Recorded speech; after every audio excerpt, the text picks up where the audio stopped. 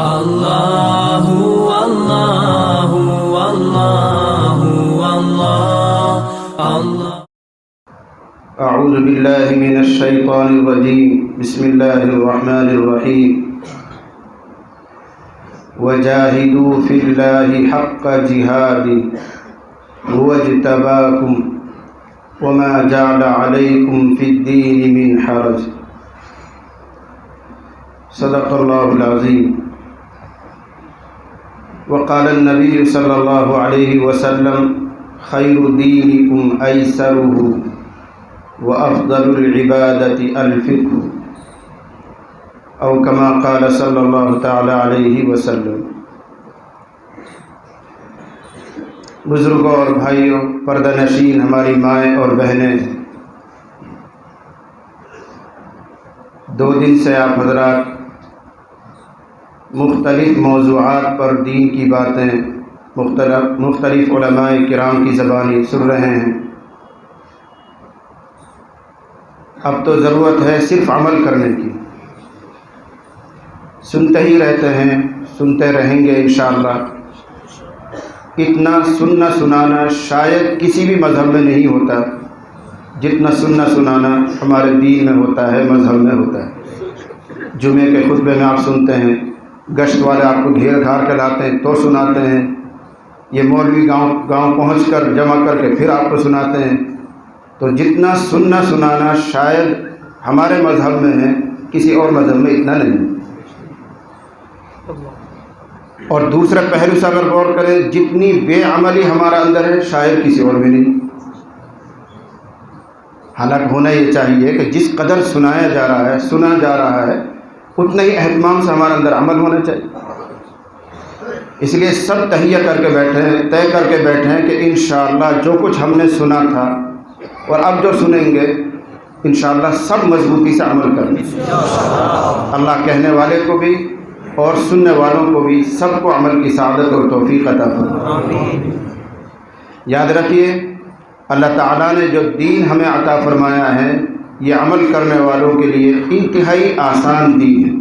اس میں کوئی کلفت، تنگی اور دشواری نہیں ہے، راحت ہی راحت ہے، آسانی ہی آسانی ہے۔ جو آیت میں نے پڑھی ہے اس کا آخری ٹکڑا یہی ہے، وما جعل علیکم فی الدین من حرج۔ اللہ نے تمہارے اوپر دین میں کوئی تنگی نہیں رکھی، دشواری نہیں رکھی۔ یوں بھی اللہ کا ضابطہ ہے، لا یکلف اللہ نفسا الا وسعها۔ اللہ کسی کی ہمت اور طاقت سے زیادہ کسی کو مکلف نہیں کرتا۔ تو جو دین اللہ نے عطا کیا ہے وہ ایسا ہے، ہر عمل کرنے والا آسانی سے اس پر عمل کر سکتا ہے۔ جو عمل کرنا ہی نہ چاہے تو بات دوسری ہے، لیکن یہ عذر نہیں کر سکتا ہے اللہ آپ کا دیا ہوا دین بڑا مشکل تھا، زمانہ تیزی کے ساتھ بدل رہا تھا، اس زمانے میں ہمارے لیے اس پر عمل کرنا ممکن نہیں تھا۔ یہ عذر آپ کر ہی نہیں سکتے، اللہ تعالیٰ نے بہت آسان بنایا۔ اگر کوئی عمل نہ کرنا چاہے تو اس کا کوئی علاج نہیں۔ جیسے حلوہ بہت نرم ہوتا ہے، بغیر دانت والا بھی اس کو کھا سکتا ہے، لیکن اگر کوئی کھانا ہی نہ چاہے تو اس کا کیا علاج؟ تو ہمارا یہ دین حلوے کی طرح نرم ہے، آسان ہے، دشواری نہیں۔ دوسرے پارے میں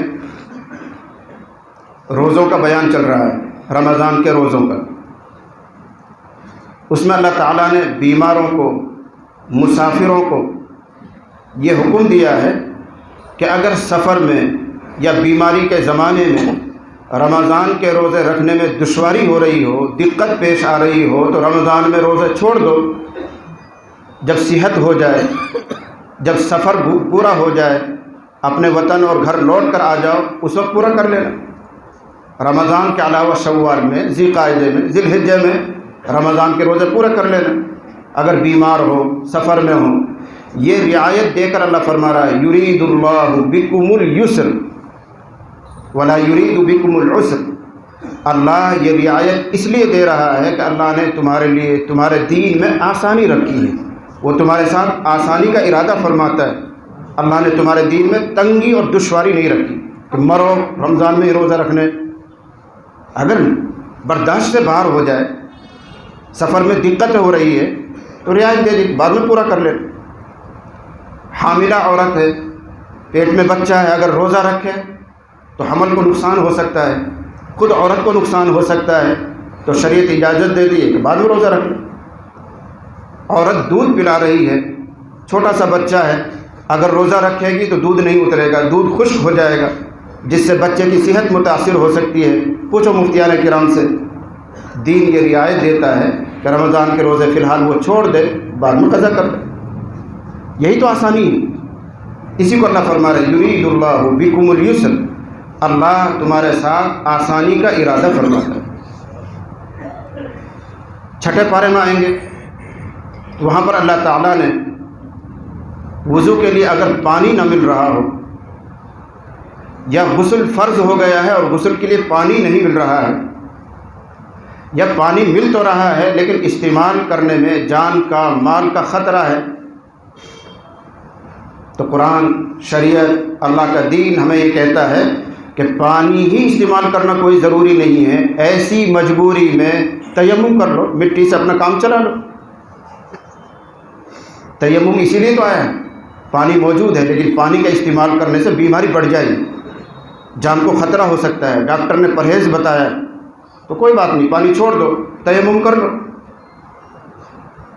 یہ حکم دے کر اللہ تعالیٰ فرما رہا ہے ما یرید اللہ لیجعل علیکم فی الدین من حرج، اللہ تمہارے اوپر دین میں تنگی نہیں رکھنا چاہتا ہے۔ پانی نہ ہونے کی صورت میں وہ حکم دیتا ہے مٹی استعمال کرو۔ یہ سب مثالیں ہیں دین کے آسان ہونے کی۔ دین اس چیز کو پسند نہیں کرتا کہ بہت زیادہ مشقت اٹھا کر اپنے آپ کو تنگی میں ڈال کر عمل کیا جائے، آسانی کے ساتھ جتنا عمل ہو اس پر کرو۔ ترمذی شریف میں ایک روایت آتی ہے، جناب رسول اللہ صلی اللہ علیہ وسلم سفر میں ہیں، حضرات صحابہ کرام کی ایک جماعت بھی حضور کے ساتھ سفر میں ہے، تو اکثر صحابہ نے، خود نبی کریم صلی اللہ علیہ وسلم نے رخصت سے فائدہ اٹھایا اور سفر میں روزہ نہیں رکھا۔ رمضان کا قصہ، روزہ نہیں رکھا، لیکن ہر زمانے میں کچھ ایسے بھی ہوتے ہیں جن کو دین کا ہیضہ رہتا ہے۔ 2-3 ساتھیوں نے روزہ رکھ لیا، گرمی شدید، برداشت سے باہر ہو گیا روزہ، بھوک اور پیاس، شام ہوتے ہوتے وہ صاحب بالکل نڈال ہو گئے، کمزور ہو گئے۔ عصر کے قریب کہیں جا کے منزل پہ ٹھہرے ہوں گے تو سارا صحابہ تو چونکہ روزے سے نہیں تھے، دن بھر کھایا پیا بھی انہوں نے، سب توانا تھے، طاقتور تھے، تو انہوں نے اپنی سواریوں کو باندھا، اپنا سامان اتارا، کھانے پینے کا بندوبست کیا۔ رسول اللہ صلی اللہ علیہ وسلم نے دیکھا ایک کونے میں بھیڑ لگی ہوئی ہے، کچھ لوگ اکٹھے ہو گئے ہیں۔ آپ نے پوچھا کیا ہو رہا ہے، کیوں لوگ بھیڑ لگا رہے ہیں؟ تو بتانے والوں نے بتایا کہ ایک صاحب نے روزہ رکھا تھا لیکن وہ اتنا کمزور ہو گیا ہے کہ اب اس سے اٹھا بھی نہیں جا رہا، بیٹھا بھی نہیں جا رہا، وہ اپنی سواری خود سے نہیں باندھ پا رہا ہے، اپنا سامان بھی خود اتار نہیں پا رہا ہے، لوگ اس کے اوپر جھکے ہوئے ہیں، کوئی پانی ڈال رہا ہے، کوئی اس کو بٹھا رہا ہے، کوئی سنبھال رہا ہے۔ تو نبی صلی اللہ علیہ وسلم نے اس موقع پر ارشاد فرمایا لیس من البر الصیام فی السفر، سفر میں اس طرح روزہ رکھنا کوئی نیکی کا کام نہیں ہے۔ وہ خوش ہو رہے ہوں گے میں نے روزہ رکھا، میں نے بڑا ہمت کا کام کیا، لیکن رسول اللہ صلی اللہ علیہ وسلم فرما رہے ہیں طاقت سے باہر کا کام کرنا کوئی پسندیدہ چیز نہیں، یہ کوئی نیکی ہے جو دوسروں کے لیے مشقت کا ذریعہ بن جائے، دوسروں کے لیے آدمی بوجھ بن جائے۔ ہونا یہ چاہیے کہ وہ دوسروں کو راحت پہنچانے والا ہو، یہ تو دوسروں کے لیے باعث مشقت بن گیا، لوگ اس کو اٹھا رہے ہیں، اس کے سامان کو سنبھال رہے ہیں، تب فرمایا ایسا روزہ رکھنا کوئی نیکی کا کام نہیں، یہ آسانی ہے۔ نبی علیہ الصلوۃ والسلام فتح مکہ کے لیے روانہ ہوئے، وہ بھی اتفاق سے رمضان کا قصہ ہے۔ تو مدینے سے جب آپ روانہ ہو رہے ہیں تو آپ نے بھی روزہ رکھا ہے اور آپ کے صحابہ بھی آپ کو دیکھ کر روزہ رکھ رہے ہیں۔ 1 دن گزرا، 2 دن گزرے، 3 دن ہوئے، آپ بھی روزہ رکھتے ہیں معمول کے مطابق، صحابہ بھی رکھ رہے ہیں۔ قراء الغمیم ایک جگہ کا نام ہے، جب وہاں پہنچے تو بڑے صحابہ جو سمجھدار صحابہ تھے انہوں نے رائے رکھی اللہ کے نبی آپ روزے رکھے جا رہے ہیں اور آپ کو دیکھ کر دیگر صحابہ بھی روزے رکھ رہے ہیں، لیکن اب روزہ رکھنا مناسب نہیں ہے، کیوں؟ 2 دن میں 3 دن میں ہم مکے میں داخل ہو جائیں گے، اور مکے میں ہو سکتا ہے جنگ کی نوبت آ جائے، فتح مکہ کے لیے جا رہے ہیں، جنگ کی بھی نوبت آ سکتی ہے۔ مسلسل اگر روزہ رکھتے رہے لوگ تو کمزور رہیں گے، تلوار کیا چلائیں گے، مقابلہ کیا کریں گے؟ اس لیے بہتر یہ ہے کہ اب روزہ نہ رکھا جائے تاکہ لوگوں میں تھوڑی سی طاقت بنے، اور خدا نہ خواستہ اگر جنگ کی نوبت آئے تو پوری طرح جنگ کر سکیں۔ آپ علیہ الصلوۃ والسلام نے اس رائے کو پسند فرمایا اور عصر کے بعد پانی طلب کیا اور سب کے سامنے اس کو نوش فرمایا، سب کے سامنے پیا۔ اب محدثین کہتے ہیں یہ بھی ممکن ہے کہ آپ کا پہلے سے روزہ تھا، توڑ کر دکھایا، اور یہ بھی ممکن ہے کہ روزہ نہیں تھا لیکن پی کر پھر بھی ظاہر کیا دیکھو میں روزہ نہیں رکھ رہا ہوں، اور پھر آپ نے کہا کہ کل سے کوئی روزہ نہ رکھے، کھاؤ پیو تاکہ تمہارے اندر دم بنے، طاقت بنے۔ اگلے دن پھر کچھ صوفیوں نے روزہ رکھ لیا، آپ کو معلوم ہو گیا تو آپ بڑے ناراض ہوئے اور فرمایا اولئک العصاۃ، اولئک العصاۃ، یہ سب نافرمان لوگ ہیں جن کے سامنے اللہ کے نبی کا طریقہ آ گیا ہے، ایک راستہ سامنے آ گیا ہے، نبی نے سب کے سامنے پانی پی کر دکھایا ہے، پھر بھی دیندار بننے کا شوق۔ اولئک العصاۃ، یہ نافرمان لوگ، اتنا سخت جملہ آپ نے فرمایا۔ یہ سب مثالیں اس لیے دے رہا ہوں تاکہ یہ بات آپ کو سمجھ میں آ جائے کہ اللہ نے جو دین دیا ہے وہ انتہائی آسان ہے، حسب موقع اس میں رعایت ملتی ہی چلی جاتی ہے۔ نماز ہے، نماز میں قیام فرض ہے، لیکن اگر بیمار ہے آدمی، قیام نہیں کر سکتا ہے تو آپ سب جانتے ہیں کہ بیٹھ کر نماز پڑھ لیں، اور اگر اتنا کمزور ہو گیا کہ بیٹھنا بھی طاقت سے باہر ہے تو لیٹ کر نماز پڑھ لیں، اشارے سے نماز پڑھ لیں، یہ رعایت ملتی جا رہی ہے۔ لیکن یہ چھوٹ نہیں ہے کہ دین پر عمل نہ کرو، دین پر عمل کرنا ہے، لیکن جیسے حال میں ہو ویسے حال میں اللہ تعالیٰ تمہیں مکلف بناتا ہے، اتنی ہی ذمہ داری تمہارے سر پر ڈالتا ہے۔ بہت زیادہ مشقت والا کام کرنا صاحب یہ کوئی پسندیدہ امر نہیں، حسب طاقت، جتنی لیاقت، جتنی صلاحیت اتنا اللہ نے مکلف بنا۔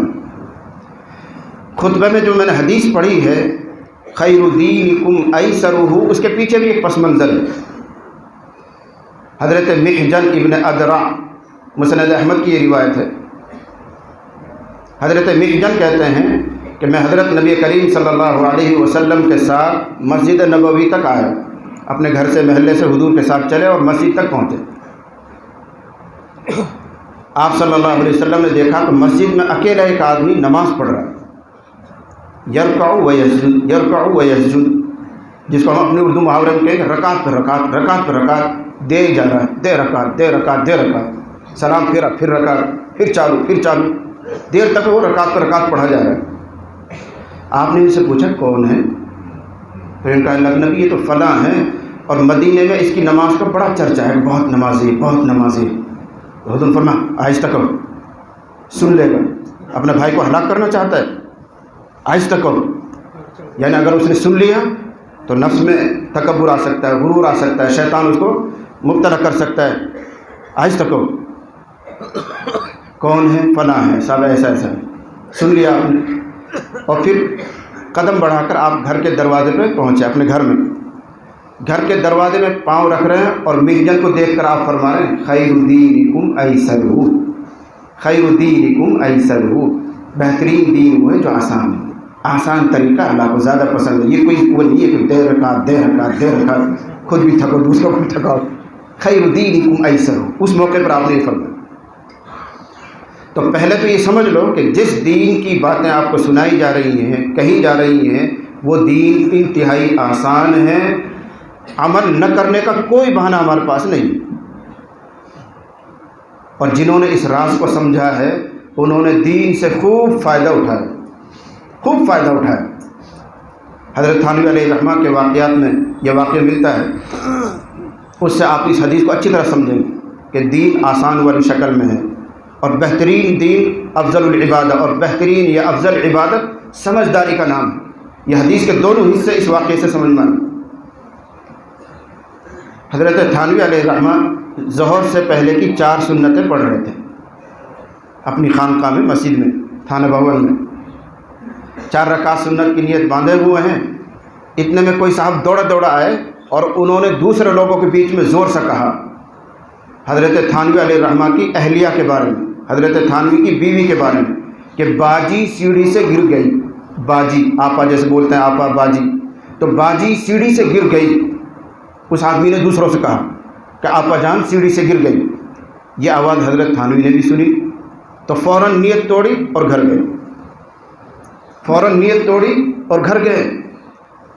حضرت شاہ وسیع اللہ مصری الامت فرمایا کرتے تھے اگر کوئی ریاکار پیر ہوتا تو ہرگز نیت نہ توڑتا، ریاکار پیر صاحب ہوتا تو ہرگز نیت نہ توڑتا۔ کیوں؟ لوگ کیا کہیں گے، پیر جی نے نماز توڑ دی، نماز توڑ کے گھر چلے گئے بیوی کے لیے، بالکل نیت نہ توڑتا۔ لیکن وہ حضرت تھے، حضرت تھانوی تھے، مجدد الملت تھے، وہ دین کو اچھی طرح سمجھنے والے تھے۔ وہ جانتے تھے کہ اللہ کو ہماری عبادت کی ضرورت نہیں ہے لیکن بیوی کو ہماری خدمت کی ضرورت ہے۔ اس وقت یہی بہتر ہے کہ نیت توڑی جائے اور بیوی کو سنبھالا جائے۔ اس لیے حضرت تھانوی علیہ الرحمہ کی کوئی اولاد نہیں تھی، گھر میں کوئی اور نہیں تھا سنبھالنے والا، جو اور مریدین تھے وہ سب غیر محرم ہیں، وہ کیا سنبھالیں گے جا کے؟ اس لیے حضرت نے نیت توڑی اور سیدھے گھر گئے اور بیوی کو سنبھالا۔ اس کو کہتے ہیں دین، دین آسان ہے۔ ہم اور آپ ہوتے بھائی کچھ بھی ہو، ہمارے گڑے بھائی رکعت تو پوری کرنی پڑے گی، یہی تو سوچتے ہیں بھائی یار نیت باندھ رہا کہ اب کہا کریں۔ یہ ناسمجھی کی بات، جنہوں نے دین کو سمجھا تو کتنا آسان ان کے لیے، نیت توڑ دی گھر چلے گئے، بیوی کو سنبھالا، پھر آ کے اپنی نماز پوری کی ہوگی۔ یہی ہے دین آسان ہے۔ دوسرا جز کیا ہے؟ دین سمجھداری کا نام ہے۔ یہ سمجھے آدمی کہ اس وقت کیا تقاضا ہے۔ حضرت تھانوی نے سمجھا اس وقت تقاضا یہ، اور یہ خیال لانا کہ لوگ کیا کہیں گے، لوگ یوں کہیں گے پیر صاحب نے نیت توڑ دی، پیر صاحب نماز توڑ کے چلے گئے، یہ ریاکاری، یہ دکھلاوا۔ آدمی کے دل میں یوں آنا چاہیے کہ اللہ کیا کہیں گے، میں نے اگر یہ کام کر لیا تو کیا اللہ کیا کہیں گے، اللہ ناراض ہے، یہ خیال تو آنا چاہیے۔ یہ خیال بالکل نہیں آنا چاہیے کہ لوگ کیا کہیں، اس کا مطلب لوگوں کے لیے دین پر عمل کر رہے ہیں۔ میں نے پہلے بھی سنا، ابھی 2 دن پہلے تعلیم ہو رہی تھی، اس میں بھی آیا تھا، ایک اللہ والے تھے اور ہمیشہ وہ صف اول کا اہتمام کرتے تھے، بڑا اہتمام ان کی زندگی میں تھا، ہمیشہ پہلی صف میں نماز پڑھنا، تکبیر اولیٰ سے نماز پڑھنا۔ ایک دن اتفاق سے تاخیر ہو گئی اور دوسری یا تیسری صف میں ان کو جگہ ملی، رکعت 2 رکعت ان کی نکل گئی۔ سلام پھرنے کے بعد جب رکعت پوری کرنے کے لیے کھڑے ہوئے تو خیال آیا لوگ کیا کہیں گے، آج تو حضرت جی کی بھی رکعت نکل گئی، آج تو ان کی بھی رکعت نکل گئی۔ کھڑے ہوئے تو شیطان نے یہ وسوسہ ڈالا، دل میں یہ خیال آیا کہ لوگ کیا کہیں گے، آج تو ان کی بھی رکعت نکل گئی، ایک صف اول پڑھتے نماز۔ لیکن فوراً تنبہ ہوا، فوراً وہ اپنے حال پر آگاہ ہوئے اور کہنے لگا اچھا مجھے یہ خیال تو آ رہا ہے کہ لوگ کیا کہیں گے، لوگوں سے شرمندگی محسوس ہو رہی ہے، لیکن یہ خیال نہیں آ رہا کہ اللہ کیا فرمائیں گے، اللہ سے شرم محسوس نہیں ہو رہی کہ میں نے یہ رکعت اول کیوں چھوڑ دی، صف اولیٰ مجھ سے کیوں چھوٹ گئی۔ تو ان کو تنبہ ہوا اور ان کو لگا کہ میں نے آج تک کی جتنی نمازیں وہ لوگوں کو خوش کرنے کے لیے پڑھی ہیں، تو انہوں نے 40 سال کی نماز دہرائی۔ یہ تھے ان کے حالات۔ تو یہ تو خیر بڑے لوگوں کی باتیں بڑی ہوتی ہیں، لیکن ہمیں تو صرف اتنا یاد رکھنا ہے کہ جو دین اللہ تعالیٰ نے ہمیں اور تمہیں دیا ہے انتہائی آسان ہے، عمل کرنے والوں کے لیے کوئی دشواری نہیں۔ اگر دشوار بنایا ہے تو ہم نے اور آپ نے بنایا، یا تو جہالت کی وجہ سے یا رسم و رواج میں جکڑ کر، غیر ضروری چیزوں کو اپنے ساتھ لگا کر، اس لیے دین کو دشوار بنا لیا۔ زندگی کے کسی بھی شعبے کو اٹھا کر دیکھو، رسم و رواج سے گھرا ہوا ہے ہمارا دین۔ ایک شادی بیاہ کے لے لو، نکاح کی تقریب کو لے لو، انتہائی سادہ ہے، انتہائی سادہ۔ حضرت نبی کریم صلی اللہ علیہ وسلم تشریف فرما ہے، ایک صحابی حاضر خدمت ہوئے عبد الرحمن بن عوف، تو ان کے بدن پر حضور علیہ الصلوۃ والسلام کو ایک خاص قسم کی خوشبو لگی ہوئی محسوس ہوئی، نظر پڑی۔ اس کو خلوق کہتے ہیں عربی زبان میں۔ ایک خاص قسم کی خوشبو تیار کی جاتی تھی جس کا استعمال صرف عورتوں کے لیے تھا، اس میں زعفران ڈالا جاتا تھا، پیلا رنگ اس کا رہتا تھا، تیز رنگ رہتا تھا۔ دیکھو دین میں ہر چیز میں اعتدال ہے۔ حضرت نبی کریم صلی اللہ علیہ وسلم نے یہ بھی تعلیم دی ہے کہ عورتوں کی خوشبو وہ ہونی چاہیے جس میں رنگ تیز ہو، مہک ہلکی ہو، خوشبو تیز بھڑکنے والی نہ ہو، مہک ہلکی ہو رنگ اس کا تیز ہو. یہ عورتوں کی خوشبو ہے. اور مردوں کی خوشبو وہ ہے جس کا رنگ ہلکا ہو, مہک تھوڑی سی تیز ہو, بھڑکتے ہوئی خوشبو ہو, اس کو پسند کیا جائے. عبد الرحمن بن عوف حاضر خدمت ہو رہے ہیں, ان کے بدن پر وہ خوشبو نظر آ رہی ہے جو عورتوں کے لیے خاص کی گئی تھی, خلوق. تو آپ نے دیکھا اور تعجب سے فرمایا, تمہارے بدن پر یہ کیوں ہے؟ تمہاری تو شادی بھی نہیں ہوئی. یہ خوشبو لگا ہونے کا مطلب ایک تم شادی شدہ ہو, بیوی کے ساتھ قربت کی ہے, نزدیک بیٹھے ہو, اس لیے ہاتھ وہاں سے یہ خوشبو تمہارے بدن پر لگ گئی. جیسا آج کے زمانے میں ہم یہ کہیں کہ ہماری دلہنیں اچھا جوڑا پہن کر آتی ہیں, وہ تارے وارے سے لگے رہتے ہیں, جھلمل سی لگی رہتی ہے, صبح کو شوہر آتا ہے تو اس کے بدن پر بھی وہ جھلمل سی نظر آتی ہے. سمجھانے کے لیے کہہ رہا ہوں. تو عبد الرحمن بن عوف کے ہاتھ پر وہ خوشبو نظر آئی. آپ نے فرمایا یہ تمہارے بدن پر کیوں ہے؟ تمہاری تو کوئی شادی نہیں, تمہاری تو کوئی بیوی نہیں. کہنے لگے اللہ کے نبی, میں نے نکاح کر لیا ہے, میری شادی ہو گئی ہے. اب غور کرو اس پر, نکاح ہو گیا اور حضرت نبی کریم صلی اللہ علیہ وسلم کو علم بھی نہیں. کتنی سادگی.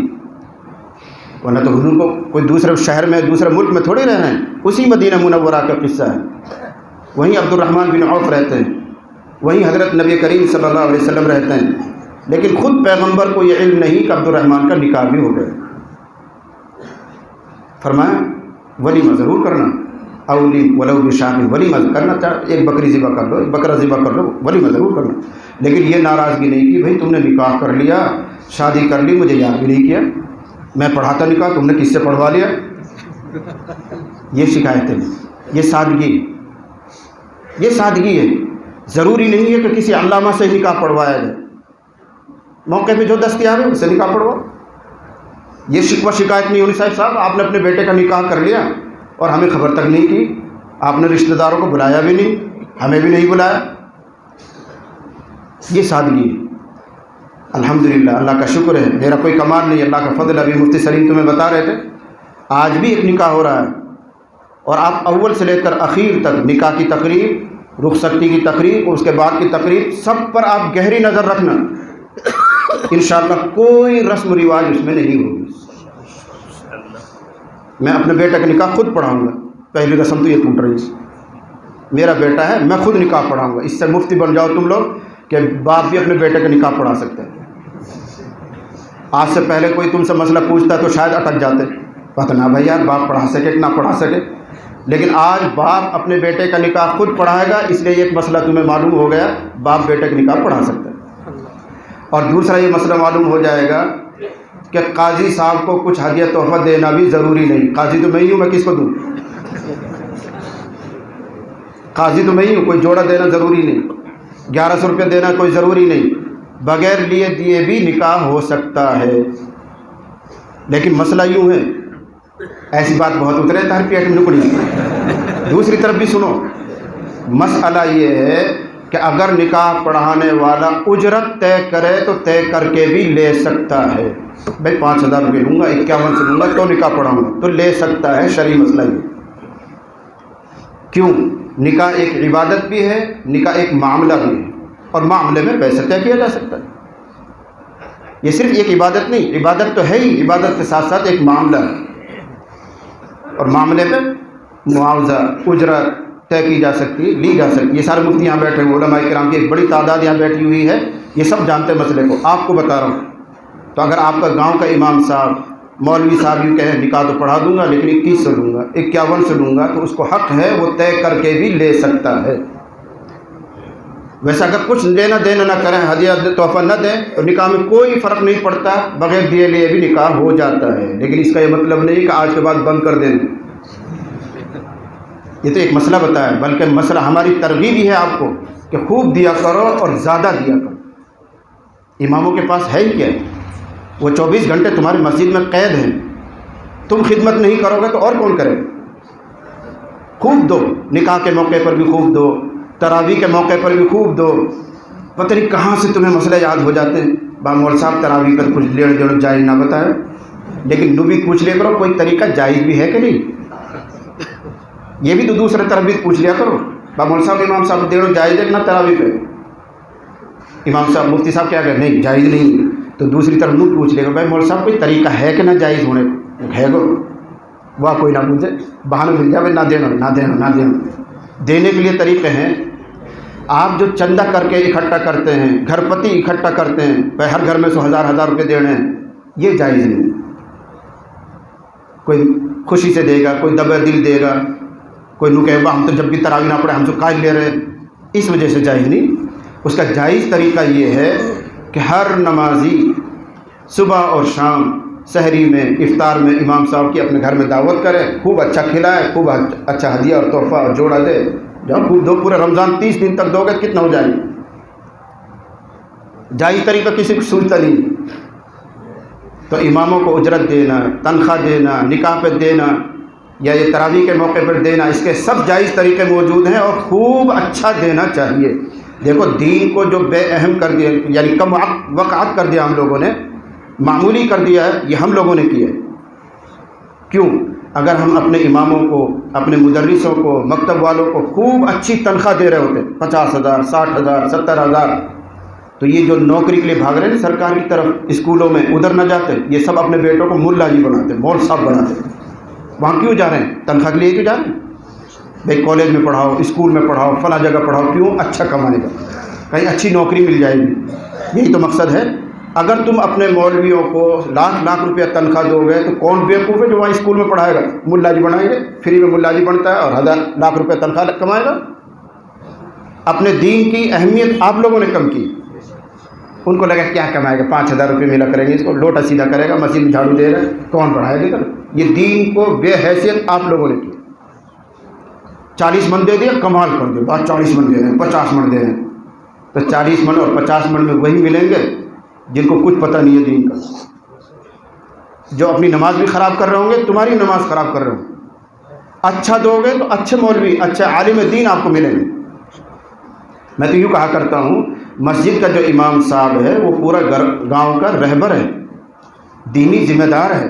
तो वो एक ऐसा इमाम होना चाहिए जिसकी कुरान पर भी अच्छी नज़र हो, हदीस पर भी अच्छी नज़र हो, फ़िक़्ह पे भी अच्छी नज़र हो, पूरी बसीरत रखता हो। ऐसा आलिम दीन अपने इमाम बनाओ। वो तुम्हारा इमाम क्या रहबर है वो पूरा, लेकिन वो तो जब ही मिलेगा जब आप 50,000, 60,000, 70,000 तनख्वाह देंगे। अच्छा आलिम मिल जाएगा और दूसरा ये फ़ायदा होगा कि लोग अपने बच्चों को इल्म दीन पढ़ाएंगे। पैसा चाहिए, वो पैसा इस लाइन से मिल रहा है, दीन भी मिल जाएगा, पैसा भी मिल जाएगा। उधर स्कूलों में जो लोग पढ़ा रहे हैं सिर्फ इस मजबूरी से भाई अच्छा कमा लेते हैं उधर, जब अच्छी कमाई इधर होगी तो वहाँ क्यों भेजेंगे? तो इसके ज़िम्मेदार आप हजरात भी हैं, आप भी गुनहगार हैं, आप भी कसूरवार हैं कि दीन को बेहैसियत किया आप लोग हैं। अपने इमामों को, मुदर्रिसों को अच्छा नहीं दे रहे तो खूब अच्छा दिया करो, खूब खिलाया करो, काजी साहब को अच्छा से अच्छा जोड़ा दिया करो। देख नहीं रहे माशाल्लाह मस्जिदों के इमाम कैसे पहनते हैं, और निकाह के मौके पे तुम कैसे लाते हो वो भी मालूम हमें और तुम्हें तो क्या बढ़िया को भी पता है कि भाई कैसा जोड़ा दिया जाता है। काजी साहब एक बढ़िया एक जोड़ा और निकाल दे भाई यार, वो इमाम साहब ने दे रहा हूँ, काजी साहब वहाँ भी पता उल्लू का पट्टा कैसे ले जो एक हफ्ते में लुंगी फट जाएगी वहाँ निकाल दे दे और रुमाल देगा बिल्कुल बेकीमत सा। यूँ कहो उससे हमें अपने मौलाना को देना अच्छा से अच्छा कपड़ा दो, तुम्हारी दुकान में जो कपड़ा है, तो उनको भी लगे यार ये अपने मौलवियों की कितनी कदर करते, उनकी नज़र में भी अपने मौलवी को गिरा दो। उनको भी पता है कि तुम्हारे इमाम साहब की कोई ख़ास हैसियत नहीं, एक धोती ला के उसको दे दो। सोचा करो नुकसान कहाँ तक हो रहा है। अगर तुम उस बढ़िया से यूँ कहो कि तेरी दुकान में जो सबसे महंगा और अच्छा कपड़ा वो दो, हमें अपने मौलाना को देना है, तो उसके दिमाग में बैठ जाएगा कि मौलाना की अहमियत कितनी है, इनके हैं ये अपने मौलाना की कितनी कदर करते हैं। तुमने तो खुद ना कदर कर दिया उसको। तो मैं इस पर अर्ज़ कर रहा था कि अल्हम्दुलिल्लाह आज भी एक निकाह होने जा रहा है, तो बाप अपने बेटे का निकाह खुद पढ़ाएगा। एक सादगी है, कुछ लेना देना नहीं, दूसरी सादगी है। और बता रहे थे मुफ्ती सलीम, किसी को कोई हमने इत्तला नहीं की, कोई दावत नहीं की हमने, यहाँ तक कि मैंने अपनी बहनों को इत्तला नहीं की जो बच्चे की फूफियाँ बनेंगी, न उनके मामू को इत्तला की, न उनकी खालाओं को इत्तला की, किसी को हमने कोई खबर नहीं की। कल परसों मैंने उसको फ़ोन किया था, भाई निकाह होगा तुम आ जाना। अव्वल तो उसको ऊपर भी एक मुसीबत सी गिरी एकदम बिजली सी, मौल साहब। मैंने मौल साहब कुछ नहीं, निकाह होना है बस, इसमें क्या तैयारी करनी है, निकाह होना है। फिर जो आप 2 दिन बाद कहोगे आप भेज दो, मैंने इसकी तसल्ली रखो, कभी नहीं कहूँगा, 4-6 महीने बाद कहूँगा। तो निकाह ये सादा कोई नहीं, हमारे यहाँ कोई तकलीफ नहीं हो रही, किसी को कोई इत्तला नहीं की, किसी को कोई नहीं बुलाएगा। और अल्हम्दुलिल्लाह वो भी तरबियत याफ्ता हैं, वो भी अच्छे बाप की यानी औलाद हैं, ان کو بھی کوئی شکوہ نہیں، بھائی نکاح میں بھی یاد نہیں کیا ہمیں بلایا بھی نہیں، ہمارے گھر میں بھی خبر نہیں، ان کو بھی کوئی شکوہ نہیں۔ تو دین آسان ہے، خیر دینکم ایسرہ، تمہارا دین اللہ تعالیٰ نے انتہائی آسان بنایا ہے، عمل کرنے کے لیے کوئی دشواری نہیں، جو عمل نہ کرنا چاہے اس کے لیے دشواری نہیں۔ حدیث کا دوسرا حصہ ہے، اس پر آ جاؤ۔ وَأَفْضَلُ الْعِبَادَةِ الْفِقْهُ، بہترین عبادت، افضل عبادت سمجھ بوجھ کا نام، شعور کا نام، یعنی آدمی یہ سمجھے کہ کس وقت کس عمل کی اہمیت ہے۔ مراتب اعمال، اللہ تعالیٰ نے جو بے شمار اعمال رکھے ہیں ان میں بھی درجے بنائے ہیں، تو یہ شعور ہمارے اندر ہونا چاہیے اس وقت کس عمل کی اہمیت ہے۔ اس لیے تو حدیث شریف میں کہا گیا ہے کہ جس آدمی نے کسی مردہ سنت کو، مری ہوئی سنت کو زندہ کیا تو 100 شہیدوں کے برابر اجر ملتا ہے۔ عام حالات میں ایک سنت تھی، لیکن لوگوں نے اس پر عمل کرنا چھوڑ دیا ہے، لوگ اس کو بھول چکے ہیں۔ ایسے دور میں، ایسے زمانے میں اس سنت پر عمل کرنے کی اہمیت بڑھ جاتی ہے اور 100 شہیدوں کے برابر اجر و ثواب ملتا ہے۔ الایمان بضع وسبعون شعبہ فافضلها قول لا الہ الا اللہ وادناها اماطۃ الاذى عن الطریق والحیاء شعبۃ من الایمان۔ یہ بھی تو ہے، دیکھو اس میں خود تقسیم کی گئی کہ ایمان کا بہت سی شاخیں ہیں، بہت سے شعبے ہیں، حصے ہیں، ان میں سب سے اعلیٰ تو لا الہ الا اللہ کا پڑھنا ہے۔ ادنا، راستے سے تکلیف دہ چیز کو ہٹا دینا ہے۔ معلوم ہوا کہ اعمال میں درجے ہیں، مراتب ہیں۔ یہ شعور آدمی میں پیدا ہونا چاہیے کہ کس وقت کس عمل کی اہمیت بڑھ جاتی ہے۔ پھر اس کے لیے کچھ اصول علماء نے طے کیے ہیں، تو وہ سارے اصول تو بیان کرنے کا وقت بھی نہیں ہے، میں 2-3 کی طرف اشارہ کروں۔ نمبر 1، سب سے پہلے آدمی یہ سوچے، دیکھو یہ جو اصول اور ضابطے میں آپ کو سنا رہا ہوں یہ فرائض اور واجبات کے بعد ہیں۔ جو فرائض ہیں وہ تو ادا کرنے ہی کرنے ہیں، جو واجبات ہیں وہ تو ادا کرنے ہی کرنے ہیں۔ اب اس کے بعد جو نوافل کہلاتے ہیں، ان میں سے کون سا عمل آدمی اختیار کرے، اس پر یہ بات چل رہی ہے۔ تو پہلا اصول یہ ہے کہ جس عمل میں زیادہ نفع ہوتا ہو وہ عمل اختیار کرے۔ پھر نفع اپنی ذات کے لیے اور دوسروں کے لیے، یہ بھی دیکھنا ہے۔ کسی عمل میں اگر نفع دوسروں کے لیے زیادہ ہے تو اس عمل کی اہمیت بڑھ جاتی ہے اس عمل کے مقابلے میں جس کا نفع صرف اپنی ذات تک پہنچتا ہو، جس کا فائدہ صرف اپنے کو ہوتا ہو، اس کے مقابلے میں اس عمل کی شریعت میں زیادہ اہمیت ہے جس کا فائدہ دوسروں کو پہنچتا ہے۔ ترمذی شریف میں ایک واقعہ آتا ہے، حضرت نبی کریم صلی اللہ علیہ وسلم جہاد کے لیے تشریف لے جا رہے ہیں، صحابہ کرام کی جماعت آپ کے ساتھ ہے۔ کسی وادی میں ایک چھوٹا سا چشمہ میٹھے پانی کا بہہ رہا تھا، لوگوں نے، صحابہ نے پانی پیا اور قافلہ آگے چلتا بنا۔ ایک صحابی کو وہ جگہ بڑی پسند آئی، میٹھا پانی ہے، تنہائی کی جگہ ہے، اگر یہاں بیٹھ کر اللہ اللہ کروں تو کتنا مزہ آئے گا، لطف آ جائے گا۔ وہ جگہ بالکل پسند آ گئی ان کو، اور جی چاہا کہ میں یہیں ٹھہر جاؤں اور یہیں اکیلے میں اللہ اللہ کیا کروں گا۔ لیکن وہ تربیت یافتہ تھے، انہوں نے کہا نہیں، میں خود فیصلہ نہیں کروں گا جب تک نبی کریم صلی اللہ علیہ وسلم سے اجازت نہ لے۔ یہی ہوتا ہے بیعت میں بھی، یہی ہوتا ہے ارادت کا مطلب، یہی ہوتا ہے مرید اور پیر کا مطلب، کہ کوئی عمل ہو سکتا ہے آپ کو پسند آ رہا ہو، لیکن جب تک اپنے شیخ سے اجازت نہ لے لیں اس وقت تک نہیں۔ وہ بتائیں گے کہ یہ میرے لیے مناسب ہے کہ نہیں۔ دیکھو صحابی کے دل میں آ رہا کہ میں یہاں ٹھہر جاؤں، چشمہ موجود ہے، تنہائی میں اللہ اللہ کیا کروں گا، کسی سے کوئی لین دین مجھے نہیں رہے گا، پسند آ رہی ہے یہ بات، لیکن انہوں نے سوچا کہ میں اکیلے یہ کام نہیں کروں گا جب تک رسول اللہ صلی اللہ علیہ وسلم سے معلوم نہ کروں۔ چنانچہ انہوں نے معلوم کیا، اللہ نبی یہ جگہ مجھے بہت پسند آ رہی ہے، اگر آپ اجازت دیں تو میں یہاں ٹھہر جاؤں اور یہیں پر اللہ اللہ کروں۔ تو آپ نے فرمایا لا تفعل فإن مقام أحدكم في سبيل الله خير له من صلاته في بيته 70 عاما۔ اس کا موٹا سا مفہوم یہ ہے، نہیں یہ کام مت کرو، یہ کام نہ کرو، تمہارا اللہ کے راستے میں جہاد کے لیے جس عمل کے لیے تم جا رہے ہو اس عمل میں ایک صبح ایک شام، ایک صبح شرکت کر لی یا ایک شام جنگ میں شرکت کر لی، وہ تمہارے اپنے گھر میں اپنے مقام پر 70 سال تک نماز پڑھنے سے بہتر ہے۔ وہ کام مت چھوڑو، چلو جہاد میں چلو، یہاں مت رکو، یہاں رک کر 70 سال تک نماز پڑھتے رہو گے، اس سے بہتر ہے کہ ایک دن تم اللہ کے راستے میں جہاد میں شریک ہو جاؤ۔ کیوں؟ فرق کیا ہے؟ یہاں رہ کر عبادت کرو گے تو وہ تنہا تمہارے فائدے کی چیز ہے، وہاں جاؤ گے تو علاج کلمت اللہ کے لیے لڑو گے، وہ دوسروں کی فائدے کی چیز ہے۔ تو جس میں دوسروں کو فائدہ زیادہ ہوتا ہو وہ عمل بہتر ہے اس عمل کے مقابلے میں جس کا فائدہ صرف اپنی ذات تک آتا ہو۔ اسی اصول کے تحت، اسی ضابطے کی وجہ سے بے شمار احادیث میں طلب علم کو فضیلت دی گئی ہے عبادت پر۔ کتنی حدیثیں پڑھ کے دیکھو ذخیرہ حدیث میں، علم حاصل کرنے کو فضیلت دی گئی ہے نفلی عبادت میں مشغول رہنے پر۔ چنانچہ آپ صلی اللہ علیہ وسلم نے ارشاد فرمایا، فضل العلم احب الی من فضل العبادہ۔ علم کی زیادتی، علم بڑھانے کی کوشش کرنا، مطالعے میں لگے رہنا، پڑھانے میں لگا رہنا، رسول اللہ فرما رہے ہیں یہ میرے نزدیک زیادہ پسندیدہ ہے کثرت عبادت سے، عبادت بڑھانے سے، یہ بہتر ہے۔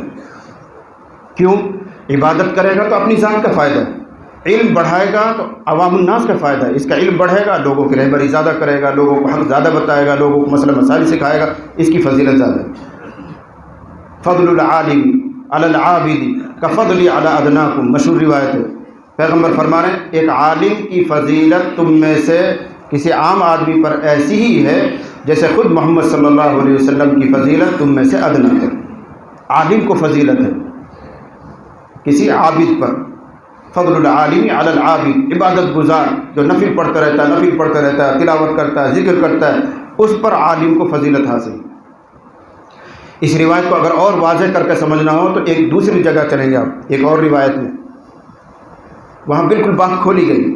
ایک صحابی نے سوال کیا، اے اللہ کے نبی صلی اللہ علیہ وسلم، ہمارے علاقے میں، ہماری بستی میں 2 آدمی ہیں جن کا طرز زندگی بالکل مختلف ہے، الگ الگ ہے۔ ایک تو عابد صاحب ہیں، عبادت کرنے والے ہیں، خوب نمازیں پڑھتے ہیں، روزہ رکھتے ہیں، تسبیحات، تلاوت، رات رات بھر جاگتے ہیں، ایک شخص یہ ہے۔ اور دوسرا وہ شخص ہے جو صرف فرض اور واجب پڑھتا ہے اور اس کے بعد اپنے مطالعے میں، کتاب سیکھنے میں، سکھانے میں، کوئی مسئلہ معلوم کرنا آتا ہے تو اس کو مسئلہ بتانے میں، دین کے نشر و اشاعت میں، اس میں لگتا ہے۔ رات رات بھر نفلیں نہیں پڑھتا، رات رات بھر تلاوت نہیں کرتا، ذکر نہیں کرتا۔ ایک مولانا صاحب ہیں جو ضروری عبادت انجام دے کر مطالعے میں، کتابوں میں لگ جاتا ہے۔ ایک عابد صاحب ہیں جو نفل میں لگے ہی رہتے ہیں، تلاوت، تسبیح، نماز، جو کچھ ان کو کرنا رات رات بھر کرتے رہتے ہیں۔ ایہما افضل یا رسول اللہ، اے اللہ کے نبی ان دونوں میں بہتر کون ہے؟ کتنی صاف سوال ہے شکل سامنے رکھ کر۔ تو نبی صلی اللہ علیہ وسلم یوں بھی فرما سکتے تھے کہ یہ مولانا صاحب بہتر ہیں، یہ عبادت کرنے والے بہتر ہیں، لیکن بات کو دور سے گھمایا اور فرمایا فضل ھذا العالم علی ھذا العابد، اس عالم کی فضیلت جس کے بارے میں تم یہ کہہ رہے ہو کہ صرف ضروری عبادت کرتا ہے، پھر مطالعے میں لگتا ہے، کتابوں میں لگتا ہے، اس عالم کی فضیلت اس خاص عابد پر جس کی تم یوں تعریف کر رہے ہو کہ ایسے ایسی عبادت کرتا ہے، اس عالم کی فضیلت اس عابد پر ایسی ہی ہے جیسے خود محمد رسول اللہ کی فضیلت تم میں سے ادنا پر۔ وجہ فرق وہی ہے، یہ عابد صاحب صرف اپنے لیے کمائی کر رہا ہے اور وہ مولانا صاحب دوسروں کے لیے کر رہا ہے۔ تو جس عبادت کا فائدہ دوسروں کو پہنچے وہ زیادہ افضل ہے بمقابلے اس عبادت کے جس کا فائدہ صرف اپنے کو پہنچے۔ خیرکم من تعلم القرآن وعلمہ، جب ہی فرمایا گیا تم میں بہترین آدمی وہ ہے جو قرآن سیکھتا ہے، سکھاتا ہے۔ ان اللہ وملائکتہ واہل السماوات والارض، اللہ خود بھی، اس کے فرشتے بھی، آسمانی تمام مخلوقات، زمین کی تمام مخلوقات، حتی النملۃ فی جحرہا، یہاں تک کہ چونٹی اپنے سوراخ میں، مچھلی سمندر کی تہ میں، یہ ساری مخلوقات ایک عالم دین کے لیے استغفار کرتی ہے۔ آٹومیٹک سسٹم اللہ کی طرف سے، کوتاہی مولوی صاحب کرے گا، خطا وہ کرے گا، لیکن اللہ نے چونٹیوں کو، مچھلیوں کو، فرشتوں کو اور مخلوقات کو لگا دیا، مولوی صاحب کے لیے معافی مانگتے رہا کرو، استغفار کرتے رہا کرو۔ ڈیوٹی کیوں لگائی؟ اللہ کو معاف کرنا ہے، معاف نہ کرنا ہوتا تو کیوں ڈیوٹی لگاتے؟ تو اللہ کو ایک عالم کے لیے، مولوی صاحب کے لیے، مکتب پڑھانے والے کے لیے مغفرت کا سامان کرنا تھا تو اپنی مخلوقات کو لگا دعا کرو ان کے لیے۔ دعا کرتے کہاں تک پہنچو گے؟ اور اب تو تمہاری زبانوں پر تالے نہیں رہے، یوں کہنے لگے بات سب سے پہلے تو یہی جانگ جہنم۔ کیوں؟ تم کون سے اللہ کے وکیل اور منشی ہو؟ تم سے پوچھ کے فیصلہ کرے گا۔ اللہ کے دفتر میں بیٹھ کے تم کاغذات لکھتے ہو، اللہ خود تو یہ کہہ رہے ہیں، اس کا پیغمبر تو یہ کہہ رہا ہے، اور تم فتویٰ لگانے لگے۔ مولوی عالم دین قرآن سے لگا ہوا وہ کیسا ہی گیا گزرا ہو، اس کے قبول ہونے کی، مقبول ہونے کی یہی دلیل کافی ہے کہ اللہ نے اس کو اپنی کتاب سے لگا رکھا ہے، اپنے قرآن سے چپکا ہے۔ اگر وہ اللہ کی نظر میں مردود ہوتا، مقبوض ہوتا، تو ہرگز اللہ تعالیٰ اس کو اپنے قرآن سے نہ لگاتا، وہ توفیق اسے چھین لیتا۔ ہم اپنے اوپر قیاس کیوں نہیں کرتے؟ مجھے کسی سے ناراضگی ہو جائے تو میں دیکھنا بھی پسند نہیں کرتا، اس کا نام لینا بھی پسند نہیں کرتا۔ کوئی اس کا تذکرہ کر دے تو کیا کہیں، ارے رہنے دو، کس کا نام لے رہے ہیں، چھوڑیں، یہی تو کرتے ہیں۔ اگر اللہ کو اس مولوی سے، اس میاں جی سے، امام صاحب سے نفرت ہوتی تو اللہ اپنا کلام ان کے حوالے کرتا، اپنے قرآن کے حوالے کرتا، چھین لیتا توفیق کو اللہ تعالیٰ۔ اس کے دل میں کچھ اور پیدا کر دیتے، چلو کمائی کریں گے، ڈرائیوری کریں گے، گاڑی چلائیں گے، کچھ بھی پیدا کر دیتا اس کے دل میں، اور یہ چھوڑ چھاڑ کے چلا جاتا۔ قرآن سے لگا ہوا ہے، اس کا مطلب اللہ کے یہاں یہ شخص قیمتی ہے، با اہمیت ہے، وہ اپنا عمل کا جواب خود دے گا۔ قیمتی چیز کے ساتھ جو چیز لگ جاتی ہے وہ چیز بھی قیمتی ہو جاتی ہے، کسی قیمتی چیز کے ساتھ جو چیز لگ جاتی ہے وہ بھی قیمتی ہو جاتی ہے۔ تمہاری مثال دوں، آپ لوگ سنار کے یہاں جائیں گے، کان کی بالی سونے کی بنوا کے لائیں گے، اس کو ایک ڈبی میں رکھیں گے، تو قیمتی چیز تو وہ ہے جو بالی ہے سونے کی، لیکن جب تک یہ بالی اس کے اندر رکھی ہوئی ہے تو یہ ڈبی بھی قیمتی ہے، اس کو بھی پیار سے رکھتے ہو صندوق میں۔ جب صندوق سے نکالو گے تو اس ڈبی پہ بھی کپڑا پھیرو گے، اس کو بھی چومو گے، کیوں؟ قیمتی چیز اس کے اندر رکھی ہوئی ہے۔ ایسے ہی انسان سب برابر ہیں، لیکن ایک انسان وہ ہے جس کے سینے میں اللہ نے اپنا کلام اتار دیا، قرآن اتار دیا، رسول اللہ کی حدیثیں اتار دی ہیں، یہ انسان اس کا ڈبہ بن گیا ہے، تو یہ ڈبہ بھی قیمتی ہو گیا، اس کی بھی ایک اہمیت بڑھ گئی ہے۔ غور کرو دین پر، سوچا کرو۔ مسئلہ تو یہاں تک ہے کہ اگر ایک سادہ کاغذ پر قرآن کی پوری آیت نہ صحیح، ایک ٹکڑا بھی لکھا ہوا، سادہ کاغذ، جو کاغذ جس پر آپ پینسل سے لکھتے ہیں، پین سے لکھتے ہیں، کبھی اس کو پھاڑ بھی دیتے ہیں، کبھی ناک بھی صاف کر لیتے ہیں، وہی کاغذ، اس پر صرف ایک آیت نہیں، آیت کا ٹکڑا لکھ جائے تو پوچھو ان مولویوں سے، اب اس کاغذ کو بغیر وضو کے چھونا بھی جائز نہیں۔ کیوں؟ اس پر اللہ کا کلام کا ایک حصہ لکھا ہوا ہے۔ کیا حیثیت ہے اس انسان کی جس کے اندر پورا کلام لکھا گیا ہو، جس کے سینے میں پورا قرآن اتار دیا گیا ہو؟ اس کی اہمیت کتنی بڑھے گی جب ایک سادہ کاغذ کی اتنی اہمیت بڑھ جاتی ہے۔ اس لیے ان سے پنگا مت لو، سادہ زبان میں کہہ رہا ہوں، مولویوں سے پنگا مت لو، یہ اللہ کی سرکار کے آدمی، ان کی برائیاں مت کرو، ان کا معاملہ اللہ کے حوالے۔ تم تو صرف اس عقیدت سے دیکھو کہ یہ مولانا صاحب ہیں، یہ قرآن پڑھنے والے ہیں، یہ تو قرآن پڑھانے والے ہیں، اللہ کی کتاب سے لگے ہوئے ہیں، خدمت دین کے لیے انہوں نے اپنے آپ کو وقف کر رکھا ہے۔ برائی تو کس میں نہیں ہے، سب میں ہے۔ اس زمانے میں کوئی ابو بکر صدیق نہیں ملے گا، کوئی عمر فاروق نہیں ملے گا، لیکن جیسے بھی ہیں غنیمت ہیں، اللہ کی سرکار کے آدمی، اللہ ان سے خدمت لے رہا ہے، اپنے کلام سے ان کو لگا رکھا ہے۔ تمہیں تو صرف اس نظر سے دیکھنا ہے کہ نبی کے وارث ہیں، نبی کے علم کو لیے رہتے ہیں، کم سے کم نبی کی سی شکل بنائے ہوئے ہیں۔ تم تو ظاہر پر چلو، تمہیں اندر گھسنے کی کیا ضرورت ہے؟ اللہ جانے اور وہ جانے۔ تمہارا کام تو صرف اس عقیدت سے بن جائے گا، تم ان کو پیار سے دیکھتے تھے اس لیے کہ نبی کے وارث ہیں۔ تمہارا کام تو صرف اس لیے بن جائے گا، تم ان سے محبت کرتے تھے اس لیے کہ قرآن والے، تمہارا کام بننے کے لیے تو اتنا کافی ہے۔ اب وہ خسارے میں جائیں، کامیاب ہوں، ناکام ہوں، حساب میں سختی ہو، وہ جانے، ان کا مولا جانے۔ آپ تو اپنی نجات کا سامان اس طرح بنا لیتے۔ سن رکھا ہوگا، بیانات میں سن رکھا ہوگا، مولویوں سے سن رکھا ہوگا، کہ یہاں تک بھی آتا ہے کسی عالم دین کے دسترخوان پر کبھی کھا لیا ہوگا تو بھی آدمی کی نجات ہو جائے گی، مغفرت ہو جائے گی۔ اب یہ روایت کہاں تک صحیح ہے غلط ہے مجھے تحقیق نہیں، لیکن سنا ہم نے، پڑھا ہے ہم۔ تو بات اس پر چل رہی تھی کہ ترجیحات، پہلا اصول یہ ہے کہ آدمی یہ غور کرے کہ کس وقت کس عمل کی زیادہ اہمیت ہے، تو اس کا پہلا اصول یہ ہے کہ جس عمل میں زیادہ نفع ہوتا ہو، اپنے کے نفع کے مقابلے میں دوسروں کو زیادہ فائدہ پہنچتا ہو، اس عمل کی اہمیت بڑھ جاتی ہے۔ دوسرا اصول اس کی طرف بھی اشارہ کروں، یہ غور کرنا چاہیے، یہ دیکھنا چاہیے کہ میرے حال کے مناسب کون سا عمل ہے، مجھے کیا کام کرنا چاہیے، یہ آدمی غور کرے۔ اس کے حال کے مناسب جو کام ہے اس کی اہمیت بڑھ جائے گی، اور اگر اس کو چھوڑ کر دوسرے کاموں میں لگا ہوا ہے وہ گھٹ جائے گا، اس کا ثواب کم ہو جائے گا۔ مثال لے لیجیے، ایک آدمی مالدار ہے، اللہ نے خوب فراوانی دی ہے، تو اس کے لیے اس کے حال کے مناسب ہے سخاوت کرنا، غریبوں کی خبر گیری کرنا، بیماروں کا علاج کروانا، جو فقر فاقے میں مبتلا ہے ڈھونڈ ڈھونڈ کے ان کی مدد کرنا۔ اس کے لیے 100 رکعت نفل پڑھنے، 13 تسبیح کرنے، تلاوت کرنے سے بہتر ہے۔ اس کام کو چھوڑ کر بس تسبیح میں لگا رہتا ہے، جیب میں ہاتھ نہیں جاتا، یہ اس کے لیے بہتر نہیں۔ تسبیح بھی پڑھ، لیکن تسبیحوں سے زیادہ اہم یہ ہے کہ اپنے گاؤں میں، اڑوس پڑوس میں ڈھونڈ ڈھونڈ کر غریبوں کی مدد کر، محتاجوں کی خدمت کر، یہ اس کے حال کے مناسب ہے۔ اللہ نے تجھے 2 پیسے دیے ہیں، مسجد کے کونے میں بیٹھ کر تسبیح پڑھنا یہ غریب کا کام ہے، مال والے کے کام نہیں۔ مال والے کام ہے گھوم تلاش کر کون کون ضرورت مند ہے، اللہ تجھ سے وہ کام لینا چاہتا ہے۔ ایک بزرگ کا ملفوظ میں نے پہلے بھی سنایا ہوگا،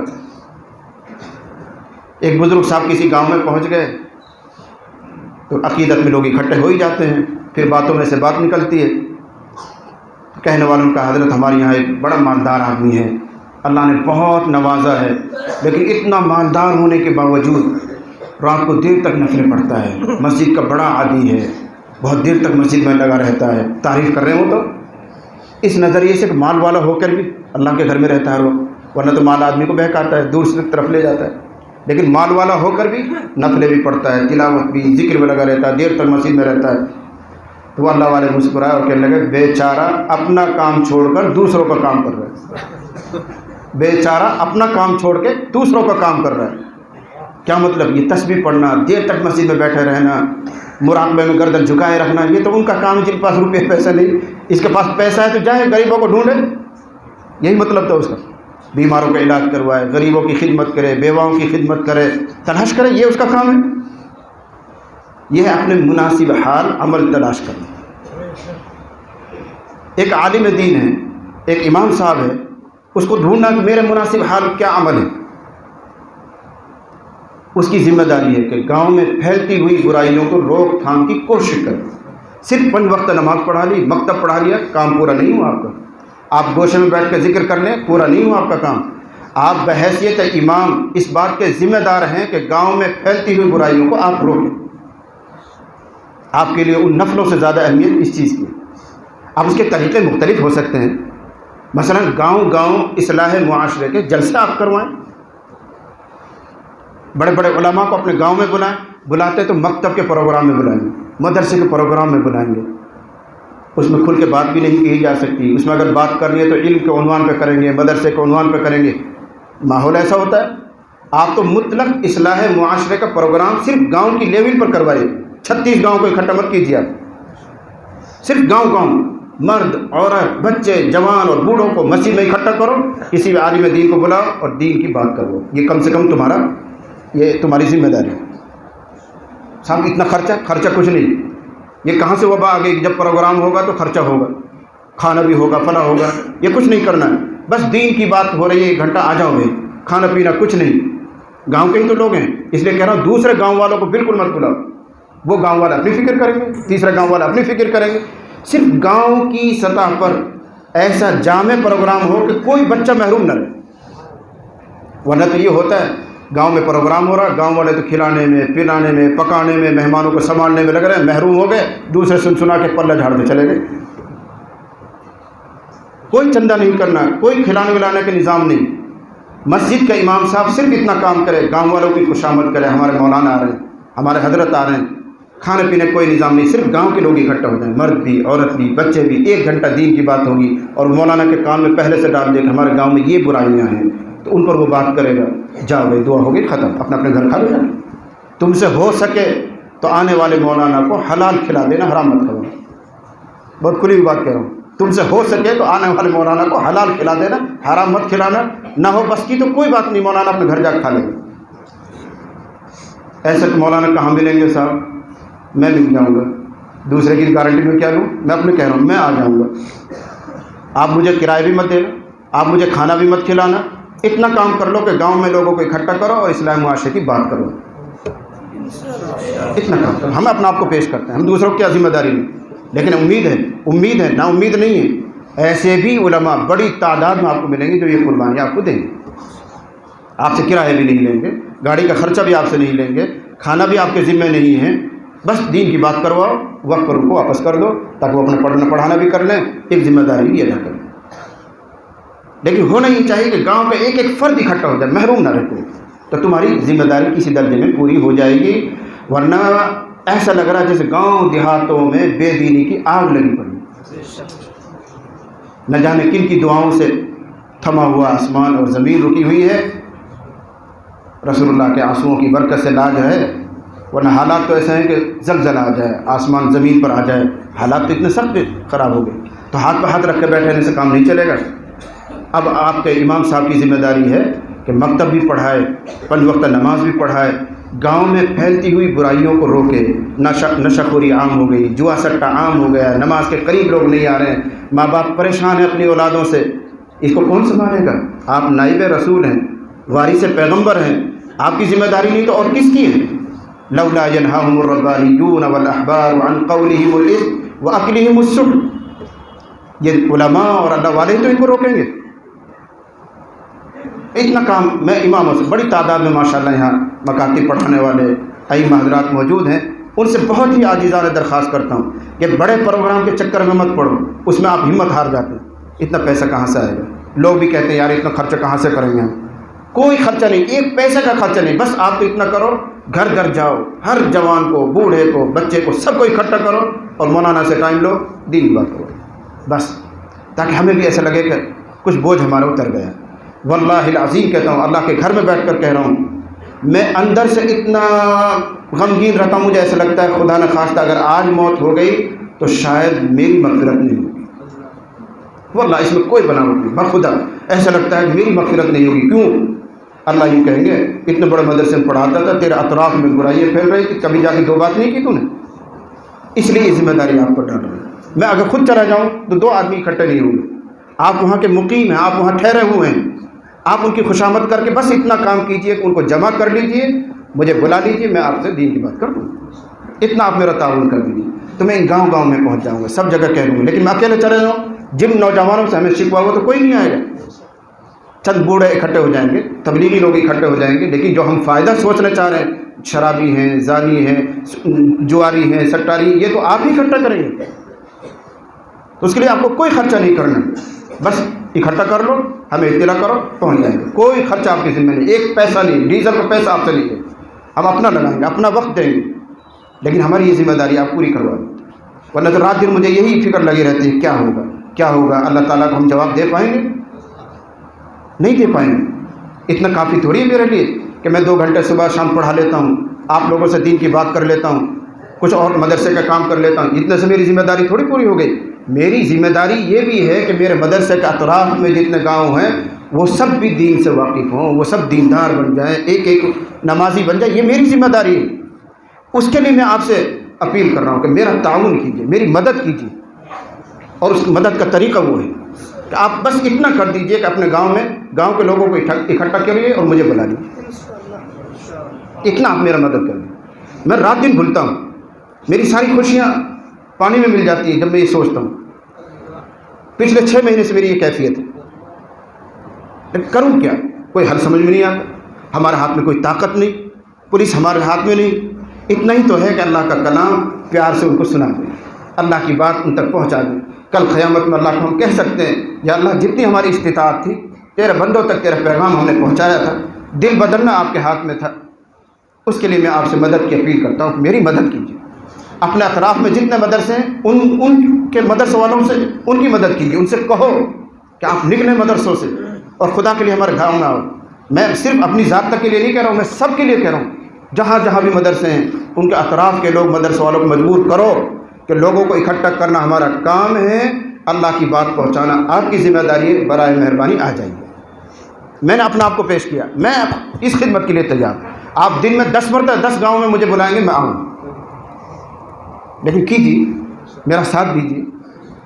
یہ ہے وہ مناسب حال عمل کہ آدمی یہ تلاش کرے کہ اس کے حال کے مناسب کیا عمل ہے۔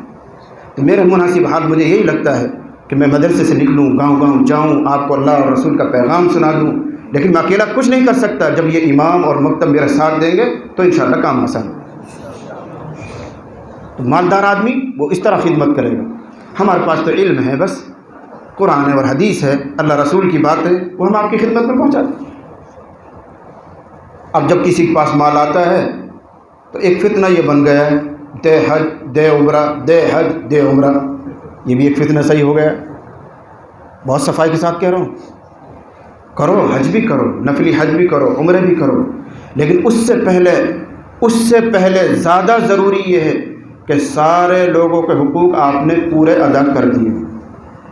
نہ میراث ادا کر رہے ہو، نہ کسی کا قرض ادا کر رہے ہو، زمین ہڑپ کیے بیٹھے ہو، ایسے 100 حج کر لو، 1000 عمرہ کر لو، واللہ کچھ کام آنے والے۔ حضرت عبداللہ ابن مسعود رضی اللہ عنہ نے فرمایا کہ آخری دور میں لوگوں کے پاس پیسہ بڑھے گا، ان کی رزق میں کشادگی آئے گی، اور لوگ حج پہ حج، عمرہ پہ عمرہ کریں گے، لیکن وہ جیسے خالی ہاتھ گئے تھے ویسے ہی خالی ہاتھ آیا کریں گے۔ حضرت عبداللہ ابن مسعود نے فرمایا، لوگوں نے پوچھا کیوں؟ اس لیے کہ وہ حج کرنے گئے ہوں گے، وہ عمرہ کرنے گئے ہوں گے، لیکن ان کے پڑوس میں کوئی غریب تھا، محتاج تھا، جو 2 پیسے کا ضرورت مند تھا، اس کی تو خبر گیری نہیں کی، چلا گیا عمرہ کرنے کے لیے، اس کو کچھ نہیں ملے گا، خالی ہاتھ آئے۔ یہ حضرت عبداللہ ابن مسعود نے فرمایا۔ اصل مقصد کیا ہے؟ اللہ کو راضی کرنا۔ ابو نصر التمار ایک بزرگ ہیں، انہوں نے یہ بات بیان کی کہ بشر ابن حارث، یہ بھی ایک بڑے اللہ والے گزرے ہیں، ان کے پاس ایک صحابہ آئے، مال والے، پیسے والے تھے، اور وہ حج میں جانے کے لیے، نفلی حج میں جانے کے لیے اجازت طلب کر رہے تھے۔ حضرت میرا حج میں جانے کا ارادہ ہے، فلاں ہے، دعا کی درخواست کرنا آئے ہوں گے۔ تو حضرت بشر نے پوچھا، حج میں خرچ کرنے کے لیے کتنی رقم تم نے جمع کی؟ انہوں نے کہا جی 2000 درہم، 2000 درہم اس زمانے میں۔ فرمایا کیا مقصد ہے حج کرنے کا؟ بیت اللہ کی زیارت کا شوق، یا دنیا سے بے تعلقی، یا اللہ کو راضی کرنا؟ تو ظاہر بات یہی کہے گا وہ کہ اللہ کو راضی کرنا مقصد ہے۔ بیت اللہ کی زیارت کا شوق ہم پورا کر چکے ہیں، فرض والا حج ہم کر چکے ہیں، اللہ کی رضا، اللہ کی خوشنودی یہ مقصد ہے۔ تو حضرت نے فرمایا کتنا اچھا ہو اگر تجھے گھر بیٹھے اللہ کی رضا مل جائے، تجھے سفر بھی نہ کرنا پڑے، دھکے بھی نہ کھانے پڑیں، گرمی سردی بھی برداشت نہ کرنی پڑے، گھر بیٹھے اگر تجھے اللہ کی خوشنودی مل جائے، رضا مل جائے، تو کر لو گے یہ کام؟ انہوں نے کہا جی کیوں نہیں کر لیں گے، گھر بیٹھے اگر اللہ راضی ہو جاتا ہو کر لیں گے۔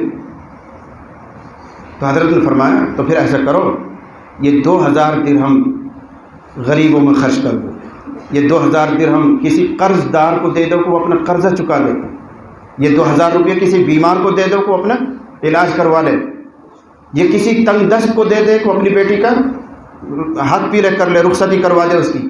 ڈھونڈو گاؤں میں کوئی ایسے ضرورت مند ہو، ان کو دے دو، گھر بیٹھے اللہ کی رضا مل جائے گی۔ اور جلدی جواب دو کہ کرو گے یا نہیں، یا تمہارے دل میں کیا خیال ہے۔ تو حضرت بشر کہہ رہے ہیں جلدی صاف صاف لفظوں میں جواب دو، کیا تمہارا ارادہ ہے؟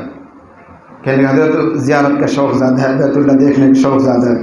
تو حضرت مسکرایا اور کہنے لگے ہاں، جو مال مشتبہ طریقے سے کمایا جاتا ہے اس سے نفس کی خواہشات ہی پوری ہوتی ہیں، اور جو مال طیب ہوتا ہے، پاک ہوتا ہے، اللہ اس پاک مال کو ہی قبول کرتا ہے، اس کو ہی اپنے گھر پر بلاتا ہے۔ یہ تم نفس کی خواہش پوری کرنے جا رہے ہو، اللہ اس کو قبول نہیں کرے گا۔